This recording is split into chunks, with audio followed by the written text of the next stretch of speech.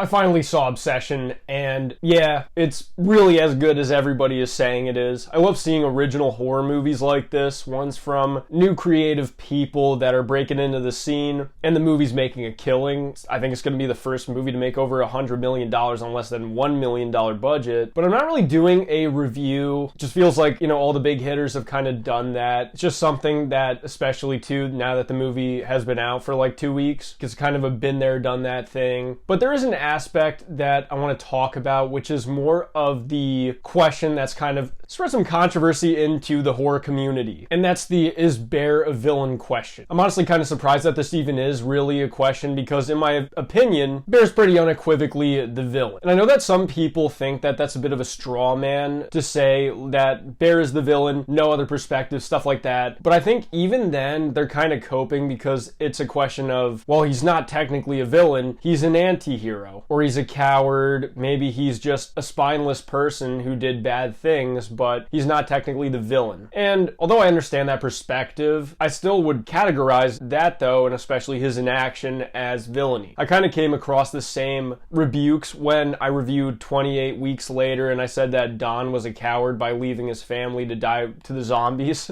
And people said, no, he wasn't cowardly, he chose survival, stuff like that. Maybe it's not the best comparison, but you know what I mean though. It's like Bear is not the villain, he's kind of something else, categorized as something else, especially because ostensibly he's the protagonist of the movie. But I think that there are many things throughout Obsession that kind of fly in the face of that. And I mean, especially something that you can never come back from, and this is very much a spoiler video for those who are wondering. Just at the end of the day, he took her against her will, and like, he definitely raped her. Like, that's just something that you can't really avoid when you're talking about this situation. And I think over time too, it becomes more clear, especially as he learns more and he finds out, yeah, she definitely isn't the Nikki that he knew for all this time. They do present Bear in a very sympathetic light at the beginning of the movie. He's in a position that a lot of people have been in, where he likes somebody, they probably don't feel the same way, and it kind of feels futile too. I mean, no matter what words you find, you're not going to find the right ones to make someone like you if they don't like you. But then he has this situation where he finds this wish branch, and when he breaks it and wishes for her to love him more than anyone in the world, this is when you get the very strange behavior. And the thing is too, I think some people defend it by saying, hey, when he broke that branch, he didn't think that it was real. And I think that it was true at first. I think that you can't really blame him for kind of just flippantly breaking the branch and doing it. A lot of people do things that they just think is a gimmick. They don't expect it to actually mean anything. And I don't think that he actually meant to wish that into the universe. But once it becomes very apparently clear that this is what's really happening, that she actually is under this curse and she's no longer the person that he supposedly liked, it still doesn't change his mind. I think too, it even just on a very generic level says that he didn't actually like her for her. The fact that she just completely changed her personality and everything about her to just be obsessed with him just shows that he was more infatuated or obsessed with her, hence the title, than he actually liked her as a person. And that is kind of an interesting thing, that this movie raises this idea of infatuation, obsession, attachment. But of course, with Bear, as long as it benefits him, he's completely willing to go along with it. He's perfectly willing to use her, sexually use her as an ego boost, and kind of use her in order to prove his haters wrong. People that doubted him, didn't think that he would end up dating her. It's just all very vain. It's all about how he feels. It's not about her at all. And especially too, when it becomes more clear that her behavior gets more strange and he tries to figure it out and figures out, yeah, this is literally just not her. It really does not change his mind, because you gotta consider too, at first, he's looking to alter the wish. He doesn't even want to just completely erase it or give her autonomy back. He just wants to still get what he wants without in any way giving any consideration or thought to what she's going to do. He's perfectly okay with her just being basically a meat puppet that can present as Nikki, pretend to be Nikki, and he's completely okay as long as she's not acting weird and stepping on his toes. But that's just an entirely different question though at that point, because, at the end of the day, he doesn't give a shit about her. He doesn't love her. He doesn't care about her. If he did, he would be completely fine with letting her go and allowing her to be her true self, whether she likes him or not. But he doesn't care. He's selfish. He's obviously a terrible person. So he just tries to cling on to that as long as possible until it becomes something that he no longer can hitch his wagon to. Once all of his friends bring up how strange it is, once she has that scene at the party, I mean, it's just like a complete joke, the idea that he's not a complete villain, in my opinion. Not to like shit on people who have a different perspective, but that just in the way I see it as black and white as possible, especially later as you have these reveals, as you have these situations where he makes these choices when it comes to her, when it is apparent that she no longer is herself. And then even when he has this situation where he gets invited over by his other coworker and he tries to rizz, like he just does not think about anybody except for himself. And meanwhile too, as he's leaving, I mean, he hears the real Nikki who just wants to be freed. She wants out. She's like basically Daniel Kaluuya in Get Out, can observe and see things through the perspective of her own body, but has literally no control over it because of this wish. And then if you get to the ending, you kind of have that ultimate choice where it looks like maybe apparently he's going to do the right thing. He's seen that it's gone too far and he sees what he's doing, and the only way to break it is to kill himself. The only way for him to break her cursed obsession with him and to free herself is this ultimate choice of self-sacrifice. But the thing with this choice is